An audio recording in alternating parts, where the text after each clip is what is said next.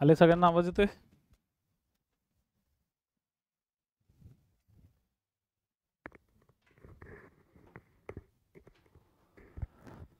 आज आपल्याला सगळ्यात महत्त्वाचा टॉपिक कव्हर करायचा आहे, विंड. आपल्या 7वीच्या भूगोलातला सगळ्यात महत्त्वाचा टॉपिक.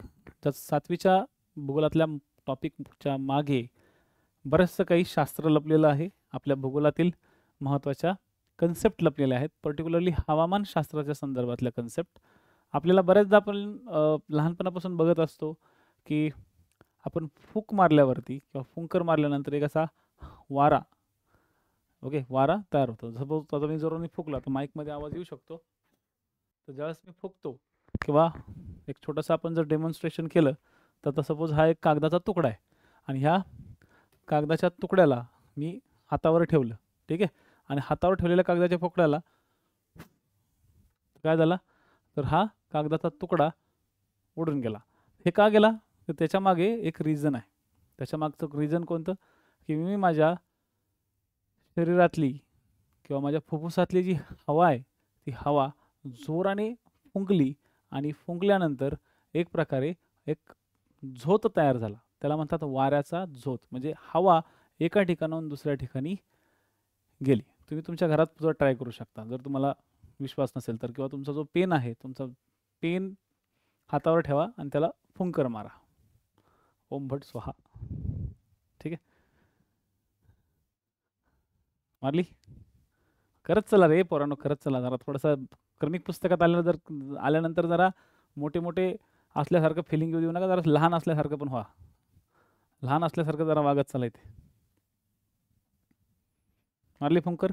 तर ही जी फुंकर मारली, फुंकर मारल्यानंतर तुम्हाला एक असा अनुभव आला असेल की पेन थोडा पुढं जातो, परत मागं सरकतो, ठीक आहे. चला पुढं गेला आपण असं समजू. म्हणजे आपल्याकडे वारा नावाची एक कन्सेप्ट आहे, ज्या वाऱ्याला इंग्लिशमध्ये विंड म्हणलं जातं. वारा, वाऱ्याला काय म्हणलं जातं? विंड. आता हे जे विंड आहेत हे आपल्या पृथ्वीवर फिरतात किंवा पृथ्वीवर फिरत राहतात. लास्ट लेक्चरला आपण पृथ्वीवर असलेले ग्रहीय वारे किंवा लास्ट लेक्चरला पृथ्वीवर असलेलं हाय प्रेशर बेल्ट आणि लो प्रेशर बेल्ट आपण समजून घेतलं होतं. हाय प्रेशर बेल्ट म्हणजे कोणता बेल्ट रे? जास्त दाबाचा पट्टा. जास्त दाबाचा पट्टा म्हणजे कसा पट्टा रे? हा जनरली थंड असतो. एक तर थंड असतो किंवा याच्या वरच्या बाजूनं हवा खाली आलेली असते. आणि इकडे असतो low pressure belt. Low pressure belt कसा असतो? तो लो प्रेशर बेल्ट हा गरम किंवा उष्ण असलेला प्रदेश असतो. ज्या ठिकाणी मुबलक सूर्यप्रकाश असतो त्याच्यामुळं जमीन गरम होते आणि जमीन गरम झाल्यामुळं हवा प्रसरण पाहून हवा ऊर्ध्वगामी जाते. तर इथं लक्षात ठेवा, हवा ऊर्ध्वगामी गेली, ऊर्ध्वगामी जाते. ऊर्ध्वगामी गेलेली हवा वरी जाते, थंड होते आणि थंड होऊन पुन्हा खाली येते. खाली येताना हवा अधोगामी येते. अधोगामी म्हणजे खाली येणे.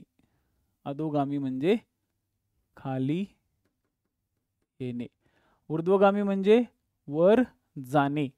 तर ऊर्ध्वगामी गेलेली हवा नंतर थंड झाल्यावर खाली येते, अधोगामी येते. अधोगामी आल्यानंतर हवा खाली येत असताना तिच्यामध्ये वजन असतं आणि वजनामुळं या ठिकाणी हाय प्रेशराइज पट्टा तयार होतो.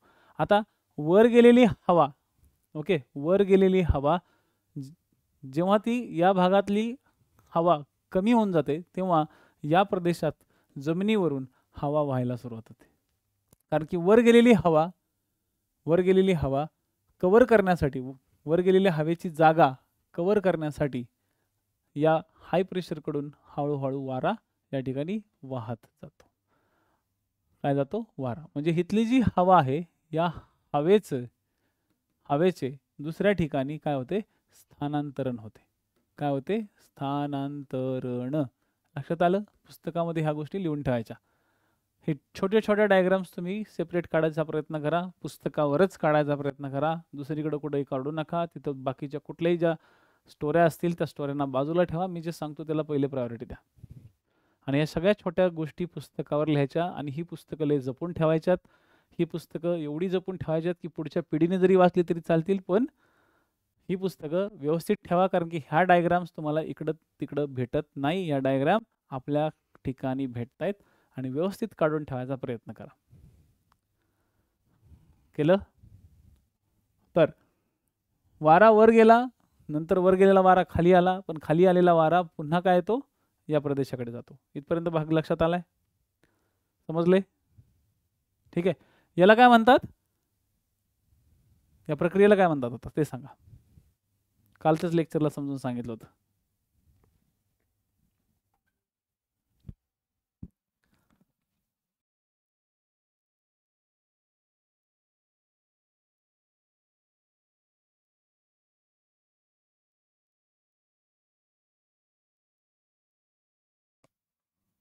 चला,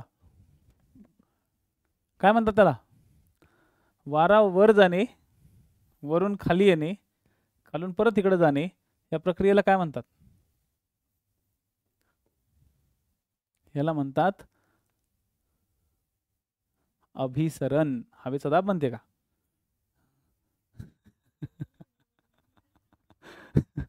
हा, हवेचा दाब म्हणते.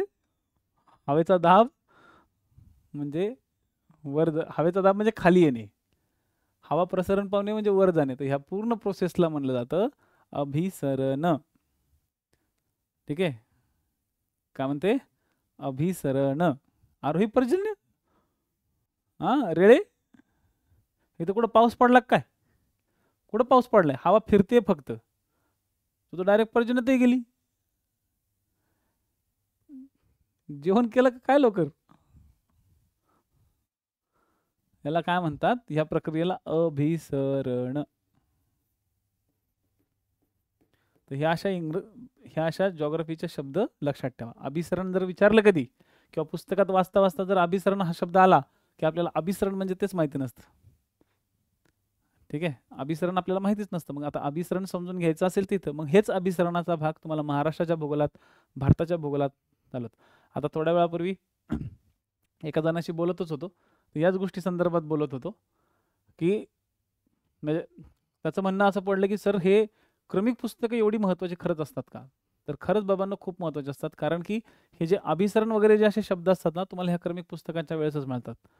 ज्यावेळेस तुम्ही एकदम डिटेल बॅचमध्ये जाता आणि ज्या डिटेल बॅचमध्ये गेल्यानंतर तुम्हाला मग आमचा अपेक्षा हीच असते की पोराला ते सगळं येत असेल, पोराला ते सगळं येत असेल. म्हणून डिटेल बॅच आणि डिटेल बॅच सोबत किंवा त्याच्या आधी फाउंडेशन बॅच करणं खूप गरजेचं असतं. ठीक आहे, लक्षात समजले का पॉइंट्स?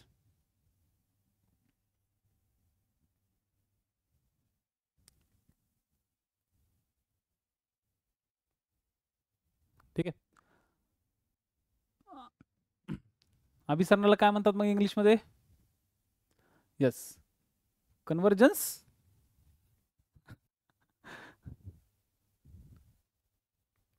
कन्व्हर्जन्स म्हणतात.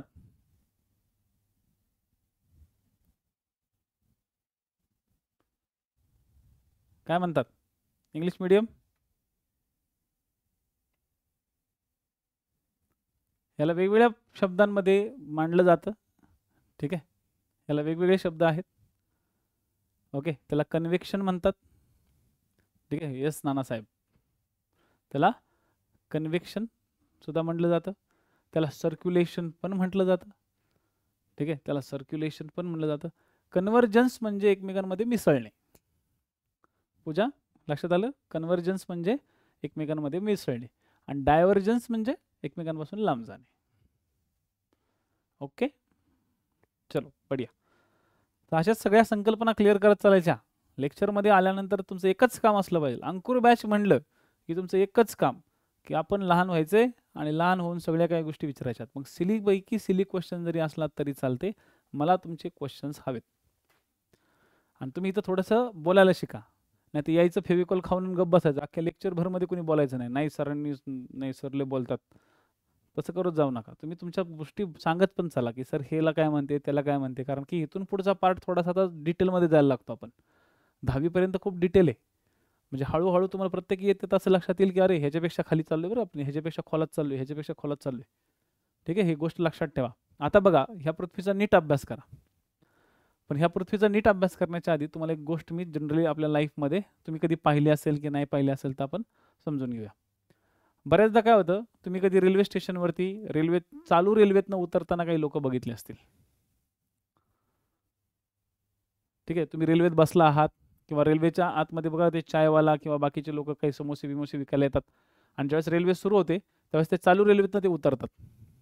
कधी बघितला असेल तुम्ही हा प्रकार लाईफमध्ये, कधी ना कधी तुम्ही हा प्रकार बघितला असेल.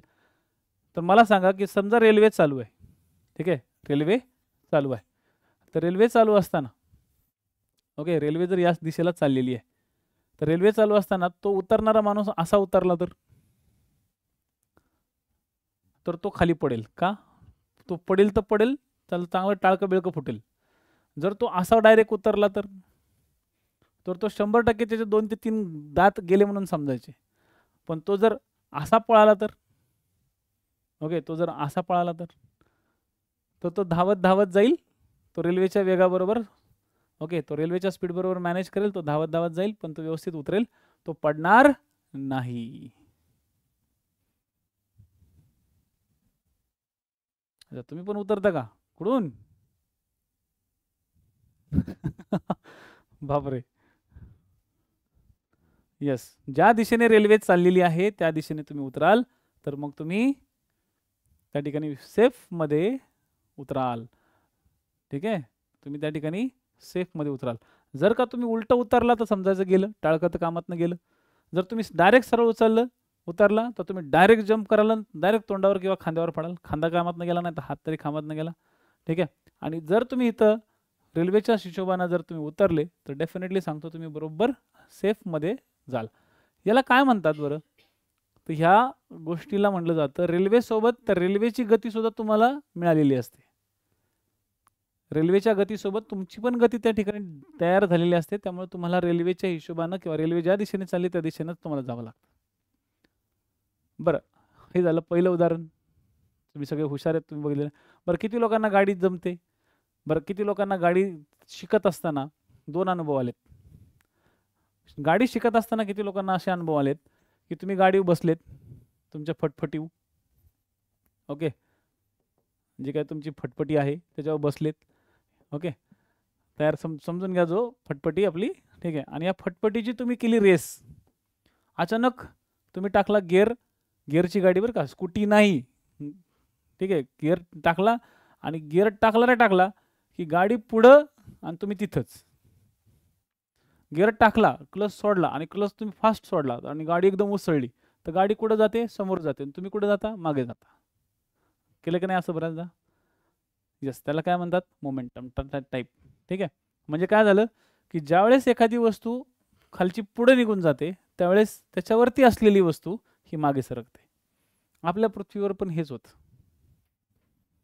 आपल्या पृथ्वीवरती सुद्धा हेच होतं. आपली पृथ्वी पश्चिमेकडून पूर्वेकडे फिरते. आपली पृथ्वी काय होते? पश्चिमेकडून पूर्वेकडे फिरते. जशी पश्चिमेकडून पूर्वेकडे फिरली की असं समजून चला की पृथ्वी पश्चिमेकडून पूर्वेकडे फिरत असताना इथं समजा तुम्ही उभे आहात ओके, तर तुम्ही मागच्या साईडला जाल आणि पृथ्वी पुढच्या साईडला जाईल. शेवटी पृथ्वीवरती तुम्ही आहात ना, तुम्ही नाही जाणार, पण पृथ्वीवरती वारा आहे, पृथ्वीवरती समुद्र आहे, वारा आहे, पृथ्वीवरती समुद्र आहे. हे काय होतात? पृथ्वीच्या परिवलनाच्या विरुद्ध दिशेला अशा मागे फिरतात. वरच्या साईडनं सुद्धा असंच होतं. वरच्या साईडनं सुद्धा याच पद्धतीनं होतं. आणखी एक गोष्ट होते की अचानक जर ब्रेक दाबला तर तुम्ही पुढे जाता. आता हे लेडीज डिपार्टमेंटला सांगायची गरज नाही, सगळ्यात जास्त ब्रेक आणि आणि काय लोक तर पाय असे दोन्ही पाय असे स्टेअरिंग पकडतात, हे हँडल पकडतात आणि पाय पण खाली लावतात घासत. म्हणजे ब्रेक दाबायचा असतो, पायाचा ब्रेक नसतो लावायचा ओके, म्हणून चपल्या जास्त उघडतात.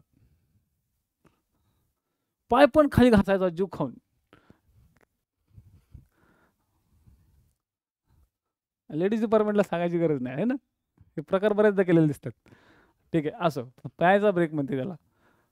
तर अशा वेळेस काय होतं, आपण ज्यावेळेस ब्रेक लावतो, बरं गाडी ज्यावेळेस थांबते त्यावेळेस गाडीच्या एकदम आपण पुढे समोर जातो असं एकदम. ठीक आहे, जातो की नाही? म्हणजे गाडी थांबते आणि आपण पुढं, गाडी थांबते ना आपण एकदम पुढं आणि आपल्या मागचा आपल्या वरी बरोबर, आपल्या मागचा आपल्या वर. ठीक आहे, आलं लक्षात? समजलं? ही कंडिशन कुठं तयार होते?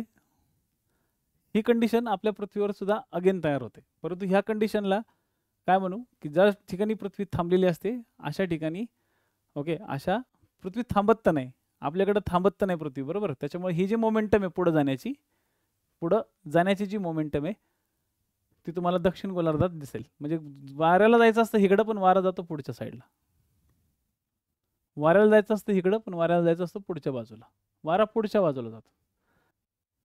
वाऱ्याला काय होतं, तो वारा पुढच्या बाजूला सरकतो. तर ह्या ज्या काही मोमेंटम आहेत ना, ह्या सगळ्या मोमेंटम नीट समजून घ्या. Okay yes. आता नीट समजून घ्याल की आता आपल्या पृथ्वीवर काय होतं. हे सगळ्या 2 ते 3 इन्सिडेंट्स मी तुम्हाला सांगितले, बस डोक्यात ठेवा. पृथ्वीचा परिवलनाचा वाऱ्याच्या वाहण्याच्या दिशेवर खूप मोठा परिणाम होतो बघा. उत्तर गोलार्धात वारा आपल्या मूळ दिशेच्या उजव्याकडे जातो. आता तुम्हाला सगळ्यांना परत एकदा सांगतो की ह्या ठिकाणी नीट समजून घ्या, 0 डिग्रीच्या उत्तरेकडे काय आहे, उत्तर गोलार्ध. आपल्याला फक्त पुस्तक नाही बघायचं होतं, पुस्तकाच्या पुढे बघायचं आहे. आणि हा आहे दक्षिण गोलार्ध. एक आहे उत्तर गोलार्ध तर दुसरा आहे दक्षिण गोलार्ध. ठीक आहे. Yes, counter equatorial current exactly. उत्तर गोलार्ध आणि दक्षिण गोलार्धाचा भाग. उत्तर गोलार्धात काय होतं, पृथ्वी आपली सनाट फिरते. ओके, उत्तर गोलार्धात या भागामध्ये पृथ्वी फिरते आणि मी तुम्हाला सांगितले की या प्रदेशात विषुववृत्तावरती पृथ्वी एका तासाला किती किलोमीटर फिरते. आजच शिकवले, आता जर नाही आलं तर बघतोस तुम्हाला. एका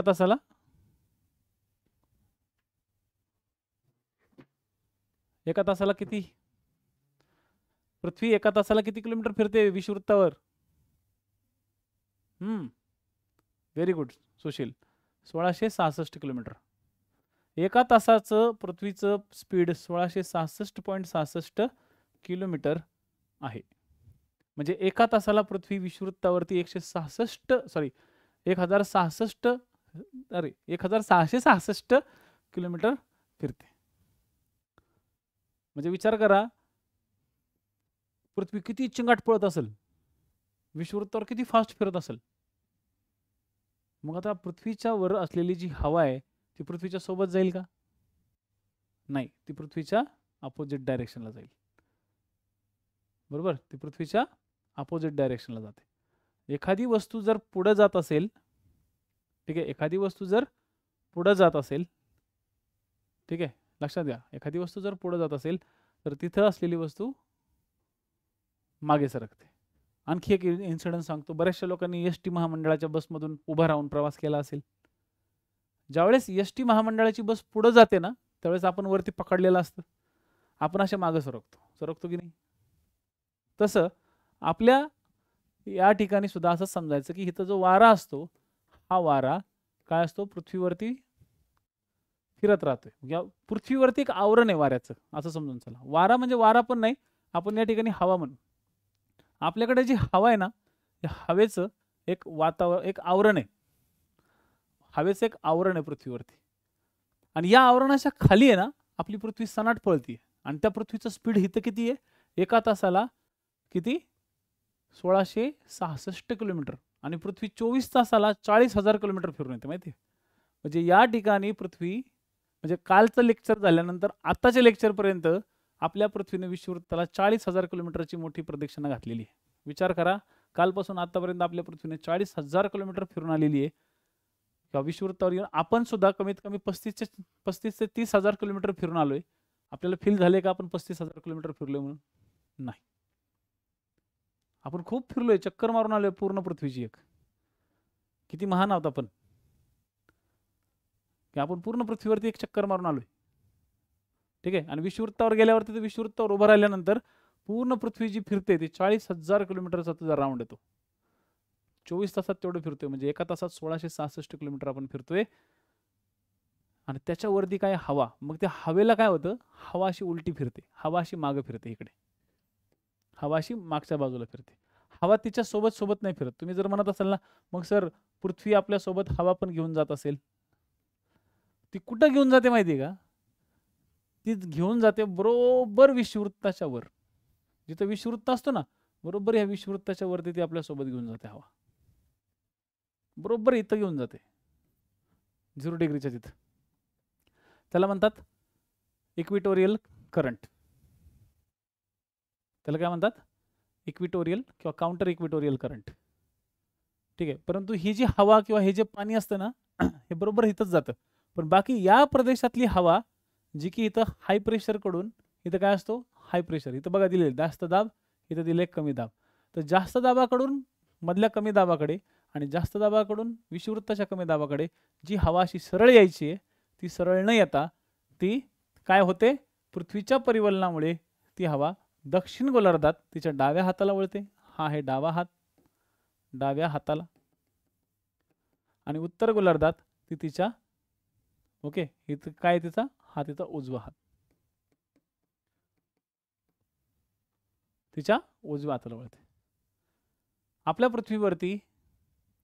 पृथ्वीवरती असं ज्या ठिकाणी घडतं, ठीक आहे, असं ज्या ठिकाणी घडतं त्याला म्हटलं जातं पूर्वीय वारे. आता हे वारे कुठून येत आहेत? या पूर्व दिशेकडून इकडंच. बघा ना, या पूर्व दिशेकडनं इकडं असे वाहत चालले, या पूर्व दिशेकडनं इकडं असे वाहत चालले. हे वारे असे वाहत चालतात. म्हणून ह्या पूर्व दिशेकडून पश्चिम दिशेकडे ज्यावेळेस वारे वाहतात त्याला पूर्वीय वारे म्हणतात. तर हे झाले पूर्वीय वारे. लक्षात ठेवा, पूर्वीय वारे म्हणजे इथून इथपर्यंत. आणि जनरली ज्या ठिकाणाहून वारे जलमले त्या दिशेचं नाव त्या वाऱ्याला दिलं जातं. हे पुढे तुम्ही वाचलाल.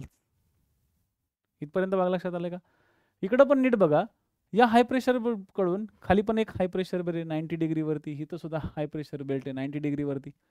मग या हाय प्रेशर बेल्ट कडून या हाय प्रेशर बेल्टकडे दोन्हीकडे वारे ज्यावेळेस वाहतात त्यावेळेस हे वारे सुद्धा उत्तर गोलार्धामध्ये त्याच्या उजव्या दिशेला चालली, ही उजवी दिशा, आणि इकडं सुद्धा त्याची उजवी दिशा, आणि दक्षिण गोलार्धात ही त्याची डावी दिशा, आणि इकडं पण त्याची डावी दिशा.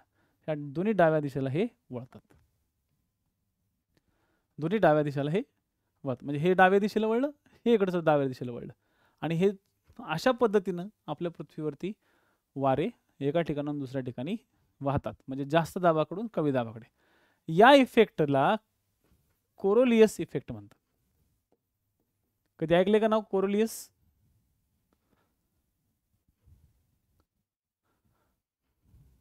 कोरोना ऐकला असेल. ओके, तर कोरोलियस, ओके, कोरोलियस नावाचा जो नाव आहे किंवा कोरोलियस नावाचे जे शास्त्रज्ञ होते त्यांनी हा इफेक्ट शोधला होता.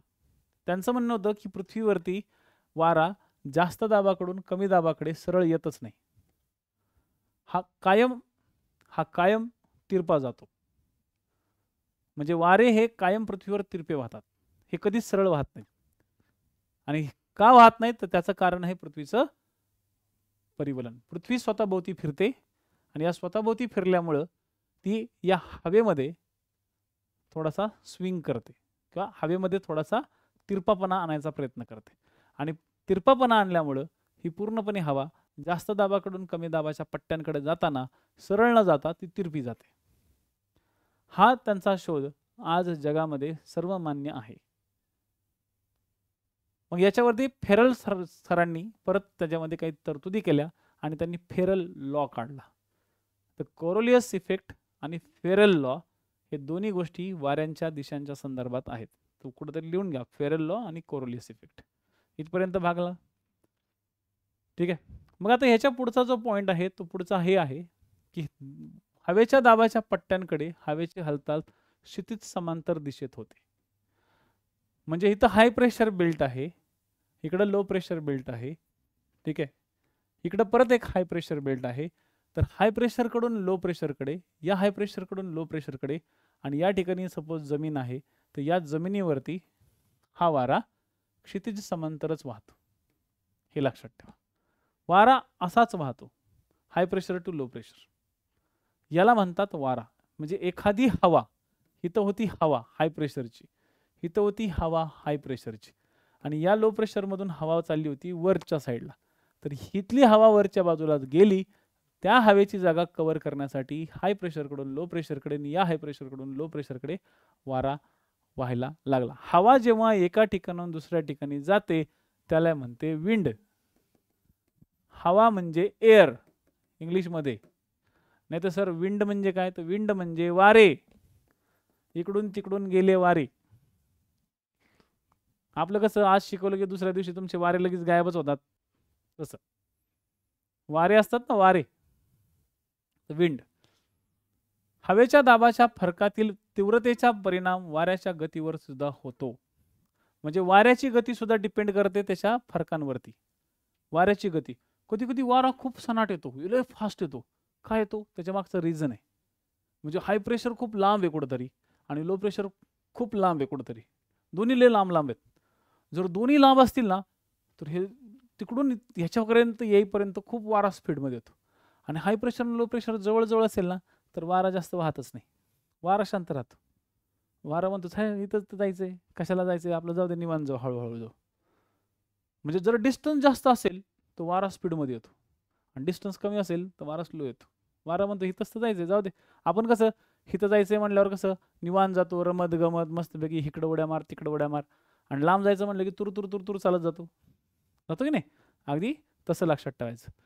ठीक आहे. म्हणजे हवेच्या दाबातील फरक जेथे कमी असेल तेथे वारे मंद गतीने वाहतात आणि सर्वसाधारणपणे जागतिक पातळीत हवेच्या दाबातील फरक जेथे अधिक असेल, हवेच्या दाबातील फरक अधिक असेल म्हणजे जर हाय प्रेशर बेल्ट आणि लो प्रेशर बेल्ट हे लांबही असतील आणि त्यांच्यामध्ये फरकही खूप लांबलचक असेल तर मग खूप फास्टमध्ये वाहतात. आणि जनरली वाऱ्याचा वेग किलोमीटर प्रति तास किंवा नॉट्स या प्रमाणात मोजला जातो. तर नॉट्स लक्षात ठेवा. ठीक आहे, नॉट्समध्ये मोजला जातो. तर हे असतात बघा आपल्याकडचे वायूचे किंवा हवेचे भाग. आता इथं नीट समजून घ्या. वारा समजून घेण्याच्या आधी दिशा समजून घेणं गरजेचं आहे. ही आहे पूर्व दिशा, ही आहे पश्चिम दिशा, ही आहे उत्तर दिशा आणि ही आहे दक्षिण दिशा. ठीक आहे. पूर्वेकडून पश्चिमेकडे ज्यावेळेस वारा जातो, ओके, पूर्वेकडून पश्चिमेकडे ज्यावेळेस वारा जातो त्याला म्हणतात पूर्वीय वारे. पश्चिमेकडून ज्यावेळेस पूर्वेकडे वारा जातो त्याला म्हणतात पश्चिमी वारे. का? कारण की इथं त्याचा जन्म झालेला आहे, इथं त्याचा जन्म झालेला आहे. हा चार्ट काढून ठेवायचा पुस्तकात. ठीक आहे. पण उत्तरेकडून दक्षिणेकडे वारा आणि दक्षिणेकडून उत्तरेकडे वारा कुठंही जात नाही. तुम्ही म्हणत असाल सर हे जातं की दक्षिणेकडून उत्तरेकडे, पण बघा पूर्णपणे प्रॉपरली दक्षिणेकडून उत्तरेकडे गेलाय का? नाही. आपला वारा कधीही सरळ जात नाही. कोरोलिस काकाने तेच सांगितलं ना की तुमच्याकडचा वारा कधी जास्त दाबाकडून कमी दाबाकडे असा सरळ येणार नाही, येणारच नाही, येणारच नाही. नाही सर आमच्याकडे वारा असा एकदम सरळ वाहतो. अरे बाबा तू तिरका आहे, तू तिरका असल्यामुळे तुला सरळ दिसतंय. ठीक आहे, पण वारा हा तिरपाच वाहतो, कधीच सरळ वाहत नाही. लक्षात आला? तुम्हाला वारा जरी सरळ वाहताना दिसत असला तरी तो सरळ कधी वाहत नाही. Always remember. आणि तुम्ही ज्यावेळेस जिओग्राफीचा अभ्यास करायला सुरुवात करता त्यावेळेस तुमच्याकडे तुम्ही ढग सुद्धा व्यवस्थित बघता, ढग सुद्धा तुमचे तिरपेच वाहतात. तुमचे ढग कधीच पूर्व पश्चिम सरळ वाहत नाही. तुम्ही आता हळूहळू निरीक्षण करायला सुरुवात कराल तुमच्या आजूबाजूचं, आणि ज्यावेळेस तुमचं निरीक्षण करायला तुम्ही सुरुवात कराल त्यावेळेस तुम्हाला समजेल की काय केलं डोळ्यात, हां, त्यावेळेस तुम्हाला समजेल की नक्की ढग येतात कसे आणि जातात कसे. हे तुम्ही आता हळूहळू समजून घ्या. तर बघा आपल्याकडे काय होतं, हा पूर्ण पृथ्वीचा एक गोल आहे. या पूर्ण पृथ्वीच्या गोलामध्ये आपल्या सूर्याच्या तापमानामुळं काही हवेचे दाब तयार होतात. आणि हे दाब तुम्ही कालच बघितले होते की या ठिकाणी जास्त दाब, या ठिकाणी जास्त दाब, या ठिकाणी जास्त दाब आणि या ठिकाणी जास्त दाब. मग हे जे जास्त दाब आहेत या जास्त दाबाकडून कमी दाबाकडे, या जास्त दाबाकडून कमी दाबाकडे ज्यावेळेस वारे वाहतात, ठीक आहे, तर ध्रुवीय प्रदेशातून ज्यावेळेस वारे खाली वाहत येतात त्याला ध्रुवीय वारे म्हणतात. ध्रुवीय प्रदेशातून ज्यावेळेस ते उपध्रुवीय कमी दाबाच्या पट्ट्याकडे वारे वाहत येतात त्याला ध्रुवीय वारे म्हणतात. आणि जेव्हा मध्य अक्षवृत्तीय जास्त दाबाच्या पट्ट्याकडून, लक्षात घ्या मध्य अक्षवृत्तीय म्हणजे विषुवृत्तीय नाही, मध्य अक्षवृत्तीय 30 डिग्री म्हणजे त्याला हॉर्स लॅटिट्यूड म्हणतात. या हॉर्स लॅटिट्यूड करणं ज्यावेळेस उत्तरेकडच्या 65 किंवा 55 डिग्रीच्या मध्ये असलेल्या उपध्रुवीय कमी दाबाच्या पट्ट्याकडे ज्यावेळेस वाऱ्या वाहतात त्या वाऱ्याला पश्चिमी वारे म्हणतात, कारण की ते पश्चिमेकडून म्हणजे पश्चिमेकडून इकडं पूर्वेकडे वाहत असतात. इथं पण सेम, मध्य अक्षवृत्तीय जास्त दाबाच्या पट्ट्याकडून कमी दाबाच्या पट्ट्याकडे जात असताना ते पश्चिमेकडून या असे वाहतात, त्यामुळे यांना पश्चिमी वारे म्हणतात. आता होतं काय, हे जे पश्चिमी वारे होते ना, हे पश्चिमी वारे नेमके युरोपच्या एरियात जात होते, युरोपच्या प्रदेशात जात होते. आणि युरोपच्या लोकांना सवय होती समुद्र प्रवासाची. ते ज्यावेळेस समुद्र प्रवासासाठी बाहेर पडायचे तर हे वारे त्यांना त्यांच्या बंदरातच परत न्यायचे. म्हणजे हे लोक ज्यावेळेस समुद्र प्रवासासाठी बाहेर पडायचे तर हे पश्चिमी वारे युरोप, आता युरोप इथंच आहे ना, असं समजून चला युरोप इथं आहे या एरियात, तर या युरोपकडे हे वारे त्यांना परत घेऊन जायचे. हे वारे त्यांना बाहेर येऊच देत नसायचे ठराविक काळामध्ये. म्हणून युरोपियन लोकांनी या पश्चिमी वाऱ्यांना प्रतिव्यापारी वारे म्हणायला सुरुवात केली, की हे आम्हाला व्यापार करू देत नाही. यांचं नाव काय पडलं, प्रतिव्यापारी वारे. आणि इथे सुद्धा पश्चिमी वाऱ्यांना, आता इकडे कोणी व्यापार करायला गेलं नाही, पण या प्रदेशामध्ये असा एक्सपिरियन्स लोकांना आला की तिथे 40, 50, 60 हे एवढे खतरनाक वारे आहेत की ते सुद्धा व्यापार करू देत नाहीत. म्हणून ह्याला सुद्धा त्यांनी काय नाव दिलं, प्रतिव्यापारी वारेच दिलं. इथेही प्रतिव्यापारी पश्चिमी वारे, इथेही प्रतिव्यापारी पश्चिमी वारे. इथं 40, 50, 60 हे. आता वाऱ्यांचा जो भाग आहे हा उद्या होईल. तुम्हाला पर्टिक्युलरली आजच्या लेक्चरला हा पार्ट माझा कंप्लीट करणं खूप गरजेचं आहे, ठीक आहे. आणि ह्याच्या उत्तरेकडे म्हणजे उष्णकटिबंधामध्ये या विषुववृत्तीय कमी दाबाच्या पट्ट्यामध्ये जास्त दाबाकडून वारा असा तिरपा येतो, त्याला म्हणतात पूर्वीय वारे. आणि हे पूर्वीय वारे व्यापार करायला मदत करायचे, कारण की या वाऱ्यातून युरोपमधून लोक अमेरिकेकडे जायचे, युरोपमधून लोक अमेरिकेच्या भागामध्ये किंवा दक्षिण अमेरिकेकडे शिरायचे. म्हणून ह्या वाऱ्यांना व्यापारी वारे म्हणायला लागले. मग आता हे व्यापारी वारे वेगवेगळ्या नावाने पण ओळखायला लागले. आणि आता नाव कशा ओळखायला लागले बघा, नीट समजून घ्या. ही जी दिशा आहे अशी, या दिशेला काय ईशान्य, या दिशेला काय नैऋत्य. मग ईशान्य कडून नैऋत्येकडे जर व्हायला लागले तर लोक त्याला म्हणायला लागले, काय म्हणायला लागले, ईशान्य व्यापारी वारे. आता लक्षात आलं, ईशान्य पूर्वीय वारे नाही, ईशान्य व्यापारी वारे. की ईशान्येकडून नैऋत्येकडे जाणारे हे काय झालं, व्यापारी वारे. पूर्वीय वारे तर इकडं पण म्हणतात, इकडं पण म्हणतात, दोन्हीकडे पूर्वीय वारे म्हणतात. पण पूर्वीय वाऱ्याचे पण प्रकार आहेत. एक आहे ईशान्येकडून येणारे व्यापारी वारे आणि दक्षिणेकडून येणारे इकडूनचे वारे काय झाले. मग इकडचे वारे काय झाले, हा कोणता एरिया आहे, आग्नेय. मग आग्नेयकडून वायव्येकडे जाणारे जे वारे आहेत त्यांना नाव दिलं आग्नेय व्यापारी वारे. मग तुम्हाला हे विचारलं जाऊ शकतं की आग्नेय व्यापारी वारे कुठे आणि ईशान्य व्यापारी वारे कुठे. मग तिथं ही डायग्राम लक्षात ठेवायची. लक्षात आलं, वारा ज्या ठिकाणी जन्म घेतो आणि ज्या ठिकाणी जन्म घेऊन तो ज्या प्रदेशाकडे वाहत जातो, जन्म घेणाऱ्या त्या मूळ ठिकाणाला किंवा जिथून तो वारा वाहत आलाय त्या ठिकाणाला त्या वाऱ्याचं किंवा त्या दिशेचं नाव त्या वाऱ्याला दिलं जातं. आपल्याकडे भारतात नैऋत्य मान्सून येतो, म्हणजेच काय तर नैऋत्येकडून आलेलं मान्सून येतं. आणि भारतात परत परतीचं मान्सूनला ईशान्य परतीचं मान्सून म्हणतात, ईशान्येकडून तो जातो, म्हणून त्या दिशेचं नाव दिलं जातं. ह्याच्या उलट पश्चिमी वाऱ्यावर येऊ. पश्चिमी वारे कुठून जातात आता सांगा बरं.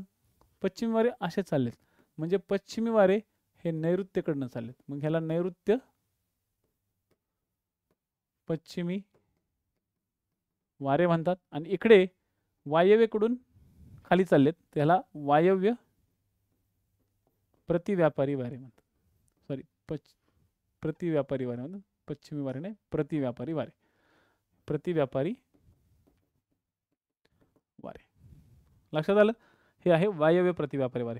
मग वायव्य प्रतिव्यापारी वारे समजले पाहिजे कोणत्या ठिकाणाहून कुठे चाललेत, आणि नैऋत्य प्रतिव्यापारी समजले पाहिजे कोणत्या ठिकाणाहून कुठे चाललेत.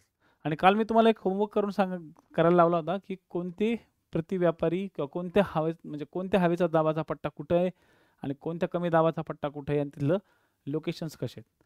तर उद्याच्या लेक्चरला मी तुम्हाला, ठीक आहे, उद्याच्या लेक्चरला मी तुम्हाला या रिलेटेड आता हे ध्रुवीय वारे एवढे महत्त्वाचे नाहीत. ध्रुवीय वारे हे ध्रुवीय प्रदेशातल्या हाय प्रेशरकडनं कमी दाबाच्या पट्ट्याकडे दक्षिण गोलार्धात त्याच्या डाव्या हाताला, उत्तर गोलार्धात त्याच्या उजव्या हाताला म्हणतात आणि इथं त्यांना कुठल्याही प्रकारची नावं दिलं जात नाही. ठीक आहे. आता उद्या आपण या ग्रहीय वाऱ्याच्या पुढच्या वाऱ्यांचा भाग बघणार आहोत. या सगळ्या वाऱ्यांना ग्रहीय वारे म्हणतात. हे ग्रहीय वारे फिक्स असतात. या ग्रहीय वाऱ्यांमध्ये ज्यावेळेस त्यांची दिशा बदलते ठराविक वेळात, ठराविक काळात, तर त्याला म्हणतात हंगामी वारे. आणि काही प्रदेशांमध्ये काही वारे फिक्स असतात, शॉर्ट टर्मसाठी म्हणा किंवा कायमस्वरूपी म्हणा, पण त्या प्रदेशात सतत वाहत राहतात, त्यांना म्हणतात स्थानिक वारे.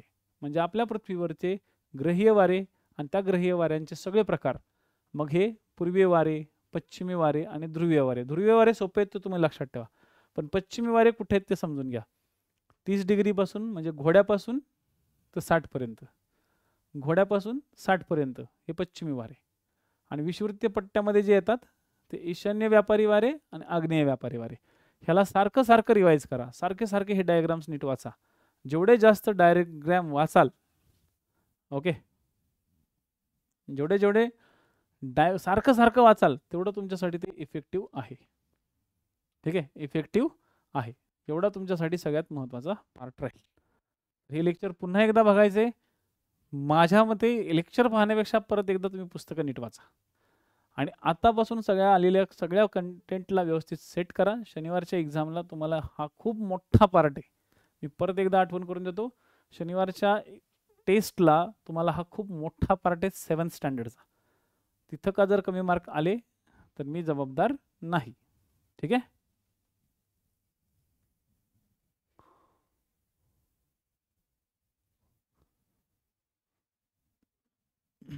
ओके.